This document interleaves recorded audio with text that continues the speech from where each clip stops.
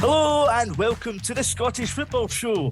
Jambo number 5. Yep, any excuse to say that, but Robbie Neilson's Hearts have lost 4 in their last 5, so there's some tenuous linkage right there.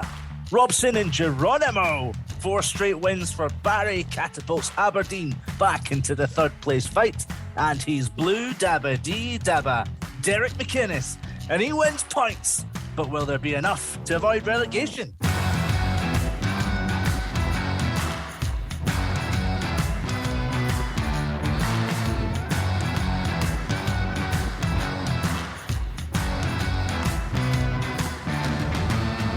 Hello, my friends. I'm Andrew Slaven, back once again, like the Renegade Master, to bring you the bizarre and the brilliant from the wonderful world of Scottish football. And helping me do so, as always, firstly, she's the queen of Premier League producing. It's West Ham's Laura Brannan. Hello, Laura. Hello. Have you come down from Scotland's pumping of Spain last week? Absolutely not. I am still high as a kite. Struggle to get into the domestic weekend. I'm always like that after the international break. I'm just like, no, I can't watch league football before more international games. It's always like this. It's a proper hangover. Oh, delighted. I'm happy for you. And he's Scottish thunder, down under, button smashing extraordinaire. This football filmmaker, Findlay Marks. Hello, pal. Hey, how you guys doing? Laura, are you like the inverse version of every other football fan where the rest of us are just like, oh, another international break, breaking up the league season? You're just like, oh, is it another stint of league football we've got to suffer through now till the next game? Absolutely. I remember when I first got into football, it was the 90 World Cup, but when it finished, I remember saying to my dad, so when does Scotland play next? And he's like, well. And I was like, what? I was absolutely heartbroken that I had to wait. I mean, at that stage, it was like a couple of months until the next qualifying matches. But he was like, oh, you need to wait 4 years for the next World. You didn't sit there and go, well, actually, you'll need to wait probably another 23 years until you see them in a tournament. Devastating. Oh, I didn't tell you guys last week. Because I was home for the Scotland games. I got back to I stayed with my mum and dad's, and I got back to a huge pile of old VHSs sitting on my old table in my old bedroom. Oh my God, this was amazing. So my dad had dug out all these old videos. It was everything from when I was about maybe 10 until about the age of 20 maybe. Some of them were good. It was like, the Tea Park that I went to, and it was the highlights from that. Some of it was like music videos and things from like SMTV Live and CD UK.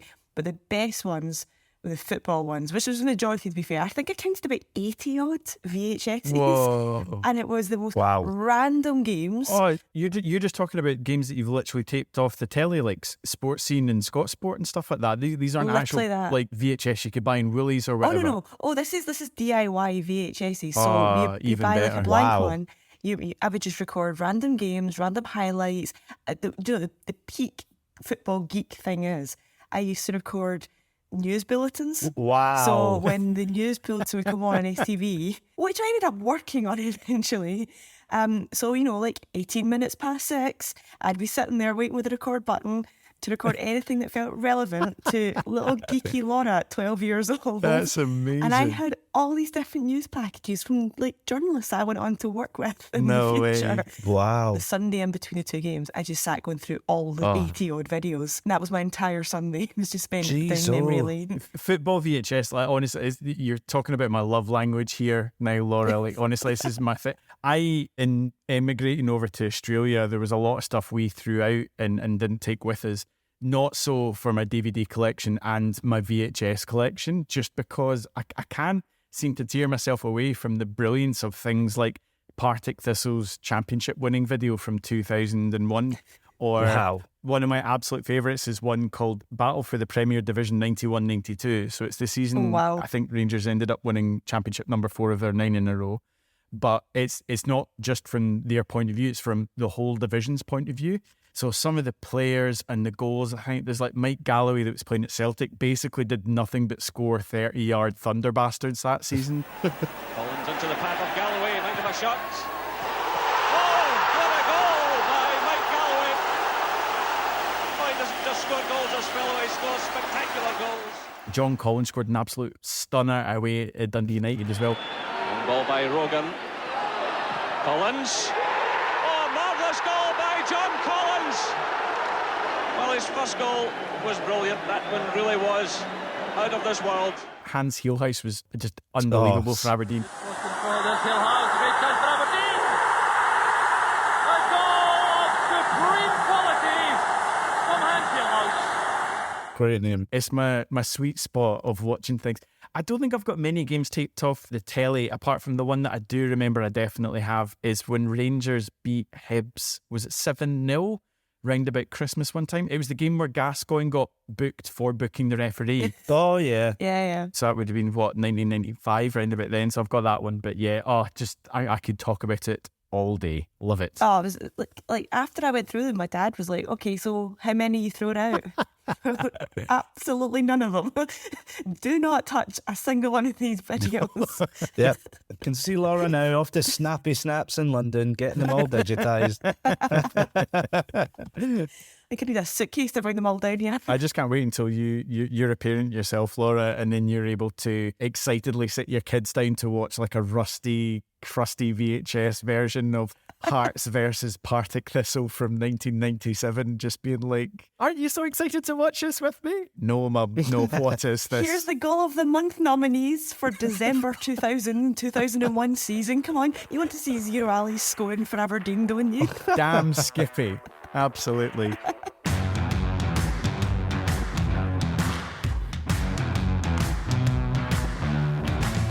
Big men are up from the back. El Mahoney, right foot. Whips it. Oh, Jeezy peeps, man. Right, we didn't kick things off in a normal fashion last time, so let's go back to our, old ways. Some funnies from the weekends, guys.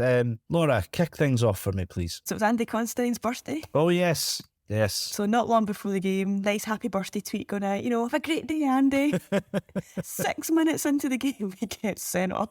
Poor bastard, man. That the birthday card he was hoping for. And against Aberdeen as well. Yeah, exactly. He obviously had to jump the train to get to his party up in Aberdeen.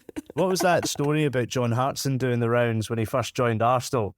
And it was Paul Merson said to him, I've heard you've got a reputation in training for going in hard. My horse is running at Cheltenham or whatever like that. Like, I need to be out for a few weeks because I need to look after the horse or whatever that is.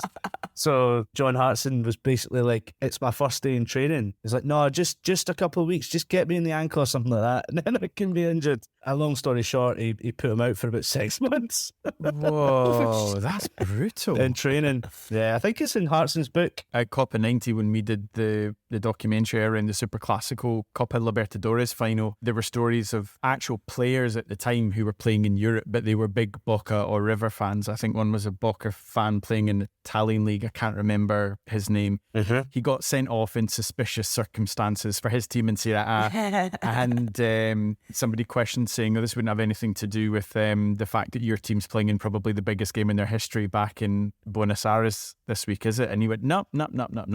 Cut to the game. There he is, pictured in the crowd. I know, incredible. Giving it a Aldi. So it still happens, which is quite nice, even in the modern game. The other good one, which is excellent, and I won't mention the referee who told me, but Hadji Diouf, Yes. of Rangers fame, when he was at Bolton playing in the Premier League. I think it was Bolton. I'm sure it wasn't at Liverpool, but it was the international break coming up, and obviously he's playing for Senegal. Basically went to the referee just before kickoff and said, "Big man, I need a yellow card," because he was on so many yellow cards. If he picked one more, he wouldn't be able to play at the weekend, so he could leave early to go back to Senegal.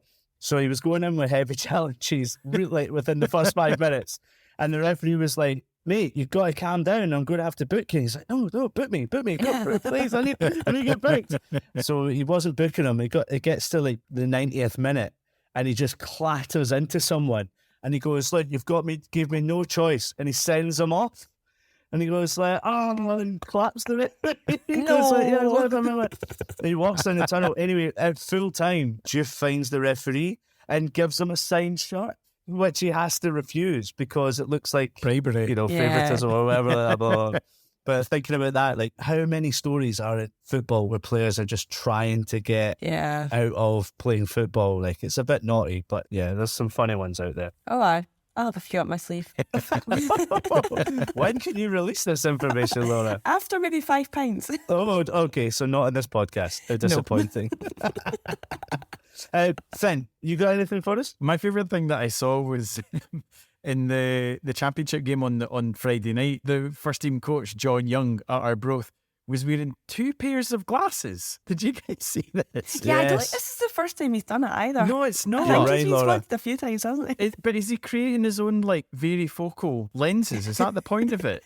Does he know that you can get these in the same glasses? Well, yeah, but see, this is the thing that I love about people from that side of the country. My mum's whole side of the family's from the East Coast, and what he'll have done, I can pretty much guarantee, he'll have walked into an optician's, seen the price of a varifocal lens, and been like, "Oh no, I'm not doing that. I've got 2 perfectly good pairs of glasses at home." And then he's gone home and just worn both. And he's like, "Oh, it does a trick, perfect." It's a shame he's not at Queen's Park. Why? Because they get called 4 eyes if they wear glasses, don't they? God. So if he's wearing 2, he'd have 8 eyes. Like a spider. Oh, dear. I'm a dad. I'm allowed. Should we talk about some of these April Fool's jokes that were going around? No. Okay then. Finn has spoken. I hope you said that just to see Finn's reaction. Kind of, to be honest. Just for clarity, April Fools is like the worst type of banter. I've never ever got it or find it funny. But I don't know. Did you guys see anything that really tickled your funny bone? No. No. There you go. It's not funny. It's just rotten patter. It's rubbish. To be honest, I've been enjoying the meme that's been going around this week a bit more. I don't know if you guys saw it. I know what you're talking about. It was the Football Patter account that tweeted it. I've seen a few of them do it, but I think it was this one that took off, and it's the screenshot of Tangled, and it's basically the guy with all the knives pointing at his head, and he's looking like, "I don't give a what you think," but and the question is, what's the Scottish football opinion that will have you look like this? Basically, what wild football opinion have you got that you don't care that everyone just shouts at you and disagrees and calls you mental and thinks that's a ridiculous hot take? Because you're like, no, I'm right. Some of the best ones I thought were somebody said Celtic and Rangers need Scottish football, not the other way round. Oh. Interesting. Interesting. Do a Deer is the most pointless, cringiest and embarrassing song that's ever been sung by the Tartan Army. I'm not a massive fan of that song at all. I find it a bit cringy. To say it's the worst, It's the most pointless, I think. definitely not my favourite one on the song sheet. No, I did also like sponsors should not be allowed to pick Man of the Match awards. Oh, hard agree, 100%. Yeah. Because you know what? They only do it because they want to meet the player at full time. Exactly. For sure. Yeah. That's 100%. No, not having that. There were some brilliant ones, like some genuinely quite well made points. I mean, like one of my favourite ones I saw was by a guy who said all teams should be in the Scottish Cup first round. I think that'd be great. Yeah. It's fair enough, Yeah. yeah. Somebody else said the split works very well, and 7th having more points than 6th is a complete non-issue because it's 2 separate leagues by that point anyway. Absolutely. I don't understand why we still have this argument of, the table looks stupid. It's 2 different tables. Well, yeah, I know, but it's still, I don't know. The points thing's by the by. The most important thing about the split is that it's every game matters. There are no dead rubbers because you're playing against the teams that you're struggling to stay up against. I think that's why the split works best. And that is fair. Yeah, absolutely. That is fair. It absolutely becomes 2 different leagues. Absolutely. It's the same way in Belgium. Belgium split, I think, into 3 leagues at one point in the season. The problem you have is when it's really, really tight between the likes of 3rd place all the way to the 8th place. That's the only time. I couldn't give a specific reason of when that might happen, but it could happen. But then, by the same token, you're like, oh, but it's unfair that the league ends after 38 games and not 40 or something like that. It's just it's an arbitrary point where you just like, by this point, you need to have amassed not even more points, level points with a better goal difference than the team below you. That's it. That's just the arbitrary cut-off point. So How about this for a take? Dundee United and Dundee should join forces. Oh, come on. If you go back to the 80s and the 90s. and the 90s, I think there was talk of it even happening. Late 90s, yeah. There was another tweet that said, maybe not the attempted takeover he tried in 1999 of Dundee, but regarding smaller clubs, Jim McLean was spot on when he stated, we've got our resources spread too thin in Scottish football. 42 clubs in a professional setup is far too many for a country like Scotland. Yeah. One of the other points I thought was like, that's really fair. Folk who moan about Livy's style of play must only watch them about 3 times a season. They're actually a very good footballing side. They just know what style is likely to be most successful in any particular game. And I think that's quite there.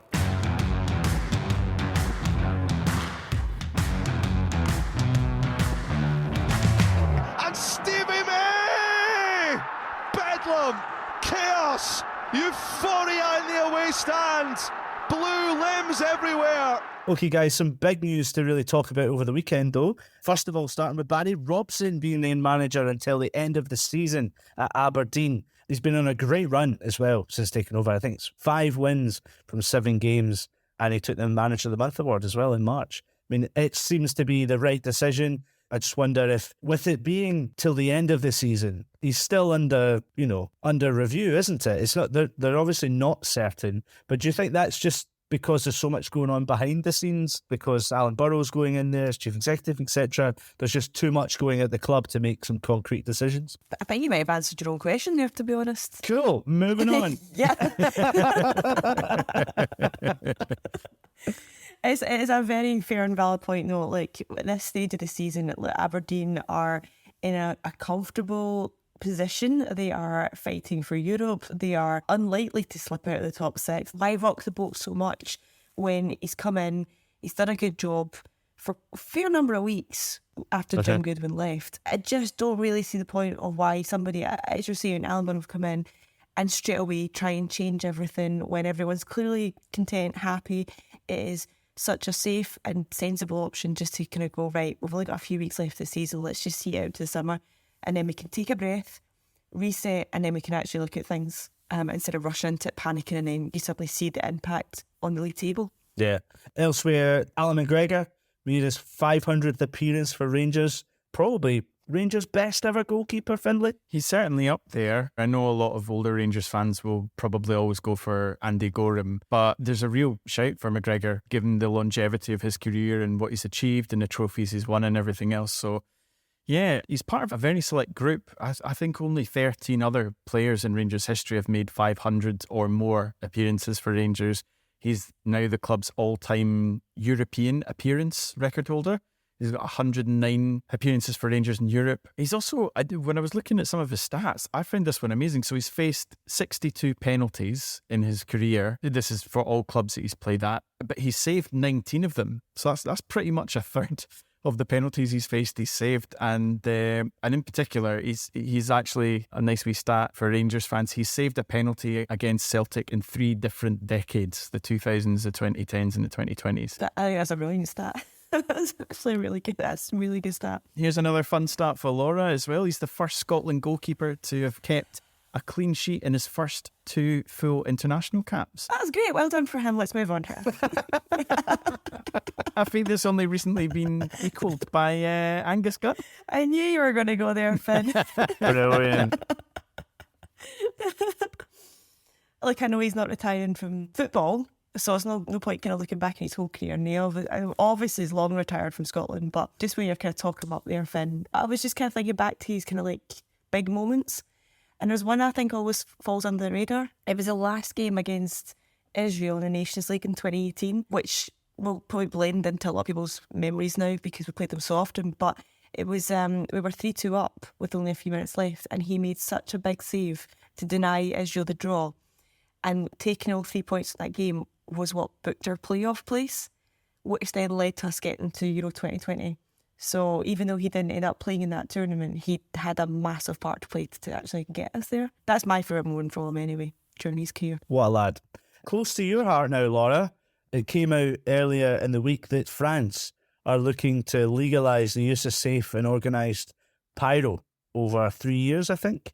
Whereas it looks like Scotland are looking to threaten fans using pyro with bans and stadium closures. Now, we did an episode, I wasn't on it, but the episode, No Pyro, No Party, earlier on this season, which was really, really insightful and interesting to kind of see how you can implement it and where it's been implemented before. But what's your take on this, Laura? Because I know Grant made a really great tweet on it and how why are we so just kind of caught in the past and not really investigating this well enough. But what's your take? Yeah, I mean, this episode that you're talking about, we recorded this at the start of the season, and everything we said is still relevant all these months on. It just feels very backwards that we are still not having conversations on how to have safe pyro. And now we're seeing a country like France where they've actually legalised the use of safe, organised pyro over the next couple of years to see how it works. And great, it's a start. They're talking to fans, they're putting initiatives in place to try and make it work. And they're actually, instead of trying to just cancel it and pretend it doesn't exist and just punish people for it, they're actually trying to accept that it's a thing and work out how we can actually have it in this day and age. And I hope, that's wishful thinking, isn't it? But if Scotland actually just took inspiration from this and thought, oh, here's a country being sensible, how can we try it? But instead we have still got the media actually giving airtime to the police and their scare stories and threatening to close stadiums and ban supporters. I just don't get why we're still giving these people airtime. Stop it. Just, can we start the conversation on how to move things forward rather than living in the past? The scenes are amazing when you see, like, the visions, the visuals are amazing. Did you see it may have been a few weeks ago now, but the ultras, Austria Salzburg's ultras went to the under sevens, and there was about 7,000 of them, all with flares, watching these wee lads playing football. And it's just like, imagine playing in that and you're only like 6 years old. It's just a really great for atmosphere. But as long as you can do it safe, and that's the problem, is the people involved at the government level are just not interested. They're just not interested. So I don't think we will see anything soon, Laura, unfortunately.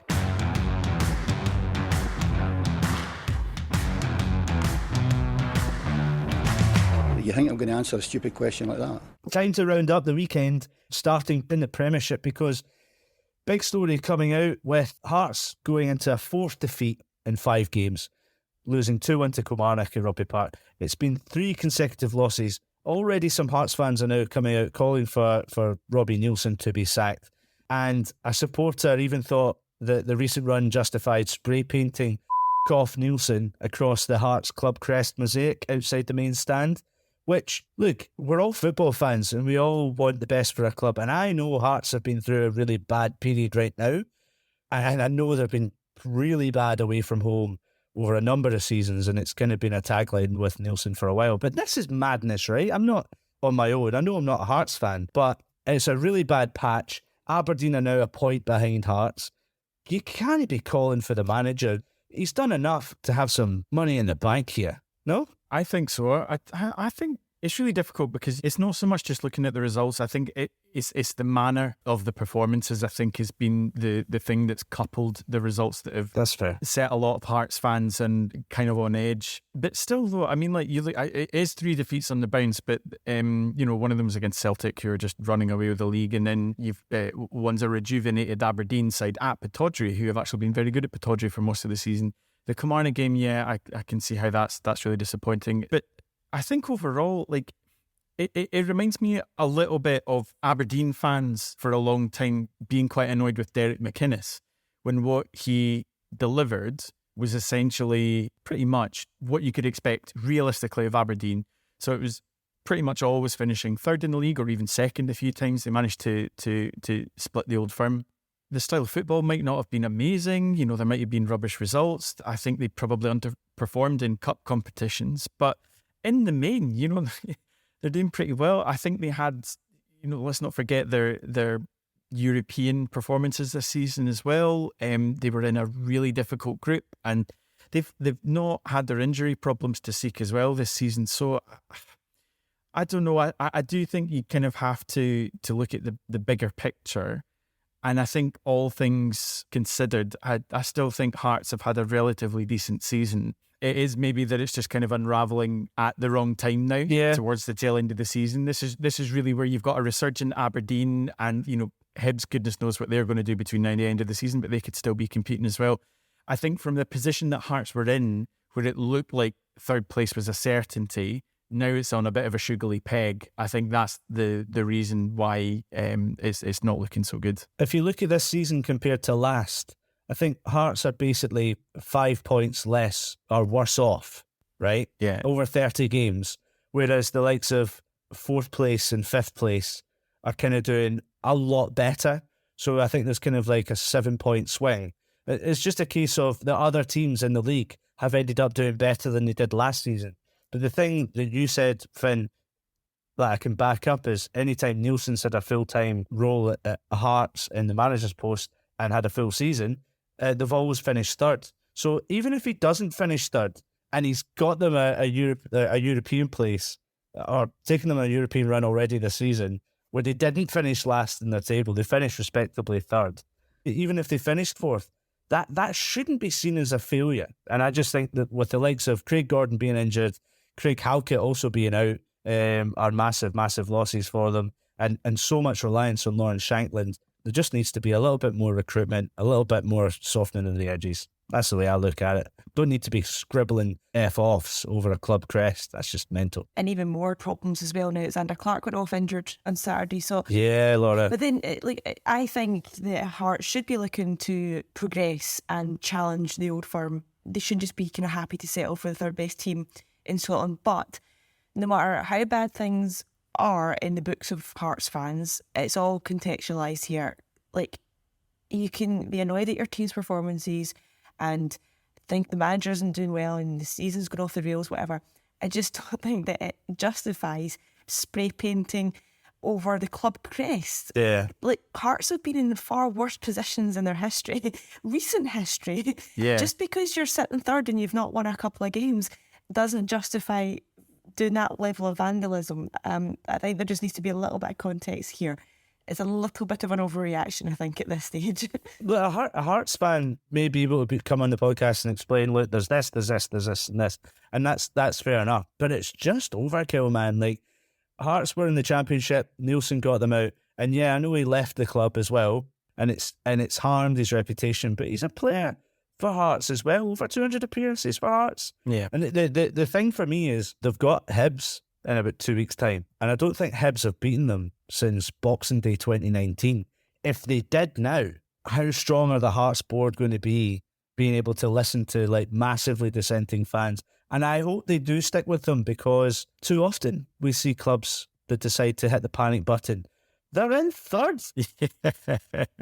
Motherwell continued their incredible resurgence under Stuart Kettlewell. A sensational win at Easter Road, and it's now 4 wins from 6 under their new manager.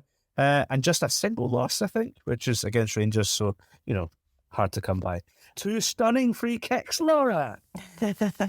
I know how much of a fan you are of these, but most importantly, really interesting, Kevin Van Veen also getting a penalty, but makes him now the highest scoring Dutchman in a league season since Jan Vennegoor of Hesselink. This is in Scotland. So Jan Vennegoor of Hesselink scored 15. I think that's Kevin Van Veen on 16. Yeah, it's a great stat. He's doing so well, and I know we had a wee bit of a debate in our group chat over the weekend. Andrew, you weren't that impressed because 6 of them were penalties. Well, if Allan McGregor has saved over a third of his penalties, that's impressive. But if over a third of your goals are penalties, nah. I know you got to score them. That's fine. That's fair. They're still goals at the end of the day. I just said that. They're still changing the game. They're still having an impact on his team's season. So I don't think it's less impressive. I don't know. I prefer goals in play or free kicks. Well, I think we all do, but I'm with Laura on this one. I don't get when people caveat. I've seen a lot of people talk about Lawrence Shankland the same way this season. He scored 20 odd goals in the league for Hearts, and they're like, oh yeah, but half of them are penalties. I'd be like, you still had to score them. Like, it's still a high pressure moment in a game, and you need to score it. Statistically, you're more likely to score a penalty than most other types of goals, especially from open play, but they still need to be scored, and I don't think it should. A striker doesn't care. A striker doesn't care if half his goals are penalties. Still, his goals have been crucial to Motherwell this season. So yeah, Motherwell aren't going to care that 6 of them are penalties, no, because of course, all that's 15 not what I'm of saying. them. Yeah, but all 15 of them have played such a huge part in getting them out of the relegation zone. But as much as the stat is interesting, it doesn't make him a comparable player to someone the likes of Jan Vennegoor of Hesselink. I don't think so. Or the De Boer brothers, who are midfielders. But the thing is, that's people will hang on to that, and it doesn't necessarily mean that you're a better striker than some of some other players. Well, no, I don't think we're arguing in terms of is he the best Dutch striker to ever grace Scottish football, but I think that's a whole different debate. But he's scored 16 important goals, and the fact that he's now the top scoring Dutchman in the league, well played to him. I think Motherwell are quite happy that they've got him. St Mirren moved up to fifth with a clinical 3-0 victory over Livingston. It stretches the run to just 1 defeat in 5 now. And the fight for top 6 is certainly getting tasty. They're away to Hearts and Rangers next and don't have the best of form on the road. I have to say Livingston are 7th, just a point behind 6th placed Hibs, and that was their 5th defeat in the last 8 games. They've only managed to take points off teams in the bottom 3 during those 8 games. Tough times for old Davy Martindale. And finishing with Celtic, saw Ross County 2-0. Alexander Bernabe, what a strike that was, by the way. Did you see this game? It's a terrific strike from Bernabe. Celtic, they're still 9 points clear, 15 successive wins in all competitions, 23 games unbeaten in the league. It's just this relentless form. They just keep winning. It'll be interesting to see what happens this weekend, because I do think Rangers are probably in a better place now than they've been in a little while, so it'll be good. But Celtic at home especially, I can't see anything else apart from a Celtic win there. A little mention for Hamilton, by the way, because we did feature them heavily last week after their impressive Challenge Cup victory, but they shipped 7 goals away to Dundee. Yeah. And they are rooted at the bottom of the Championship. You would have not expect, that's a little bit unfair, but after a big high that was, Laura, I mean, you got the vibe off of John Rankin. It's a shame as much as it is a delight for Dundee. Yeah, it is, because, I mean, I'd asked John, like, he wanted to let his players go out and celebrate and really let off steam, and I asked him why that was, and it was very much to kind of build that team spirit and feel that unity amongst the squad, and he was so confident that it was going to then have this knock-on effect to the last kind of few games this season to try and get out that relegation battle. Look, long term, it might actually be the best thing, and it may still work, and this result might actually give them the kick up the arse they might need. Might be a reality check for them as well. So on hindsight, like in a few weeks' time, we might be speaking very differently.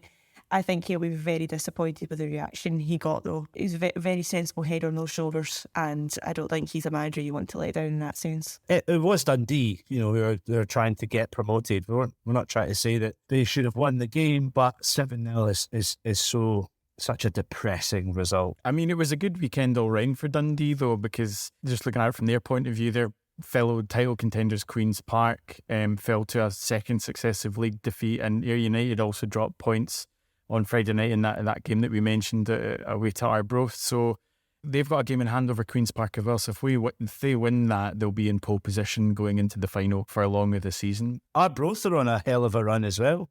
7 games unbeaten. We've beaten Queen's Park in the last 2 games. Ayr and Dundee next week. So yeah, never bet against Dick Campbell. And we should mention Partick Thistle as well. Without a goal in the last 3 games. Saw Stirling Cove with a 5-0 win to stay 4th in a playoff spot. Who knows? Right, let's round up our roundup and move on, because we're going to talk about Kilmarnock, who had a massive win at the weekend. Let's get some reaction now after this.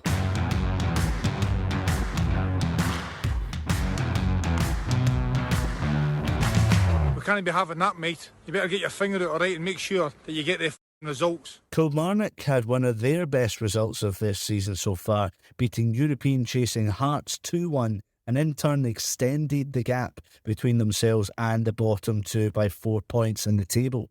But with just a few weeks left before the split and a run-in to make their eyes water, can they confirm survival before the final day? Well, here to give us his take is former head of media at Kilmarnock, Scott McClymont. Scott, what a weekend it was for Kilmarnock. It's been a decent couple of weeks, I have to say. Can you just kind of summarise the season so far as we approach, a couple of weeks away from the split? It's going to be very, very tight, probably squeaky bum time, but what have you made of Kilmarnock under Derek McInness so far this season? Well, it's very, very much been a Jekyll and Hyde. At home, they play very well. The team is picking up, I think, 92% of their points at home. And away from home, they just can't seem to get that elusive victory. So it's been a very much a mixed bag. It's not been the most fun to go and follow Kilmarnock away from home this season, but hope springs eternal, and that provides an opportunity maybe to get that elusive away win before the split comes in. What was different at the weekend? Because we surprised a lot of people. I know Hearts haven't been great so far, but I mean, 3 points against a team who are, fighting for third place for Kilmarnock, that's massive. Yeah, I think Derek McInness, to be fair, has found a way to play at home. Our best spell during the season probably came in round about October time, where you had Jordan Jones on one wing, Danny Armstrong, who's been a revelation this season, on the other wing, and just getting balls into the box, just giving the two wingers that freedom to try and hit the two attackers. In the past few weeks, that blueprint has served the team really well. They have introduced Gerald Dorset into defence, which has allowed them to push up the field because he has additional recovery pace. So it allows the 3 central defenders to push up the field well. It allows the wingers to do their thing. And a word also for David Watson, who's come into the team over the last couple of weeks and has been an absolute revelation. Daniel Armstrong's form is just something I wanted to pick up on because he has really been the standout performer for Killie this season in so many ways. Looking over the Kilmarnock results this season, of the 7 league wins that Killie have had this season, he's scored in 6 of those matches, and quite often tends to be either the only goal or the match-winning goal. So how important has he been to the way that Killie have played this season? He's been absolutely massive, yeah. He probably didn't get the kind of game time that he maybe wanted in the championship season, but to his credit, he worked really hard. He's been doing sessions with Chris Burke to improve his game, and that's really paying dividends this season. He's always been a kind of gallus wee guy. He's always had kind of faith in his own ability, but he's really shown it now on a consistent basis. And there was a point in the season where if it wasn't Danny Armstrong, it was the defenders scoring the goals. But to hit double figures for Danny, more than deserved his new contract that he got earlier this season, and the fans are delighted to have him for more time. Scott, just going back to the Hearts game at the weekend, this felt like a massive 3 points. It opened up that wee gap at the bottom. I know it's not a big gap, but it almost feels like it's just so big with it being an unexpected win against a team up at the top end of the league, the 2 teams below you losing as well at the weekend.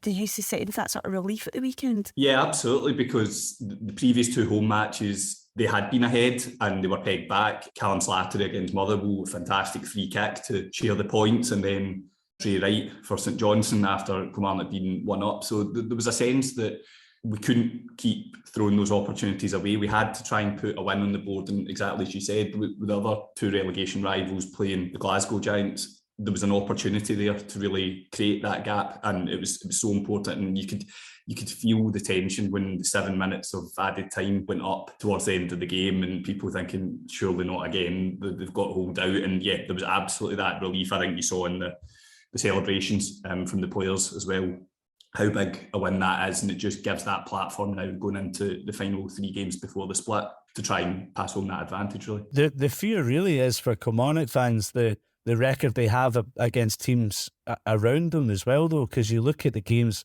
against Ross County last time out, they were heavy defeats, and going into the split, how confident can Killie fans be that they'll stay up? Because it's probably going to go down to the last day. Yeah, I think the team's in a slightly different place now to when it was just coming out of that late January, early February point in the window. There does obviously need to be tangible progress away from home. I don't think anyone would disagree with that, but results and the manner in which they've achieved those home results in the last few weeks, it does give confidence. There does seem to be a semblance of a plan that is working and is getting the best out of the team's main assets, and that's what Kilmarnock fans will be looking forward to. Can I just ask, what were your expectations before the season started? Because I think by default, most times you look to the side that's being promoted up into the top flight from the Championship as one of the favourites to be contenders again to go back down. But I think because of how long Kilmarnock were established in the Premier League, and obviously in the not too distant past, we've had Steve Clarke, who's a very good manager, taking the club to the dizzying heights of third. But were you confident with Killie coming back up this season that you would be surviving in the top flight, or did you feel that it would be a bit of a struggle this season being back up in the top division? I I think it's gone pretty much how I would expect it to be honest. I don't think you can underestimate just being relegated in that COVID season, just how much damage that can do to any club of that size. The recent account showed the club lost 1.8 million over that season in the Championship, and I think when you're then coming back into the top flight, there's going to be a period of adaptation. I think because Derek was keen to get his kind of staff in place and the recruitment side, that didn't happen until September, so the summer window had closed. I think he's on record as maybe saying he didn't quite get all the business that he would have wanted. So I think given all those factors and what happened on deadline day in January, where the two strikers end up leaving, there's no other forwards brought in, it was always going to be an uphill battle, and I think that's just playing out. Are you able to shed any more light at all on what actually happened with that whole episode at the end of January? Because I think everybody's a bit in the dark about the whole Kyle Lafferty situation, because it seemed to be one of those players that he actually did so well in the spells at Kilmarnock, and just all of a sudden, he was kind of released. Have you got any more light you can shed on that situation? No, I don't. It was obviously a shock to everyone, I think, given what had happened earlier in the season, but I don't think there's any doubt on a footballing side. Derek would have been planning to have him as part of the squad and give him an option, but to be fair to the forwards, I think there's a semblance now of a partnership between Doidge and Vassell that is starting to bear fruit, and as I say, with Armstrong and Jones starting to kind of hit balls into the box now, you're starting to see a more impact for those guys. But yeah, I don't think there's any doubt that they would have planned for the second half of the season with Kyle Lafferty. The fact that that's not happened and remains a bit of a mystery, well, who knows, in the fullness of time, maybe we'll find out. I do wonder for Kilmarnock, if they stay up in the Premiership for this season, Derek McInness stays in the summer too, how well could he be backed? You did mention 1.8 million lost during that COVID season. That's going to damage any club at this level. But is the club in a good place to strengthen in the summer if they stay up? I would have thought so. I don't think you create the kind of framework that they have with Ross Richardson, who worked with Derek at Aberdeen. I don't think you create that unless you're going to try and create a more sustainable squad. And I think that's been something that Kilmarnock fans would have been looking for a long time. The nature of the results over the past few seasons have meant there's been massive changes in the squad, and that lack of continuity has not been welcome for either fans or people working within the club. I think to try and get a bit of an identity post the kind of Steve Clarke years is something that the club really wants to do, and I think they've made moves to kind of create that. It just needs that all-important thing, which is staying up. And McInness can do that. He's created identities before. Some Aberdeen fans got a little bit tired of that identity, but he could have backed well. He's a proven manager at this level. Yeah, I think exactly as you say, he knows the landscape, he knows the kind of players I'm sure that he would be looking to bring in should Kilmarnock stay in the league. I've got no doubt about that. That's what he's been working on during his time with the club, and I think if they can just get over the line, there's a great opportunity for Kilmarnock to really build from there, build a squad with some more young players in it, and really properly put his mark on the team. That's it from us this week. My thanks to Laura and Finn for joining me once again, keeping me company. Thanks to Scott McClymont as well, talking about Kilmarnock. Will they stay up? Who knows? We'll find out in a few weeks. Most importantly, thank you, the listener. We love you. We love you. Leave us a review if you want, or if you don't. But it'd be really good if you could tweet us at TSFS Podcast. So now it is that time again to go and listen to something else. Bye.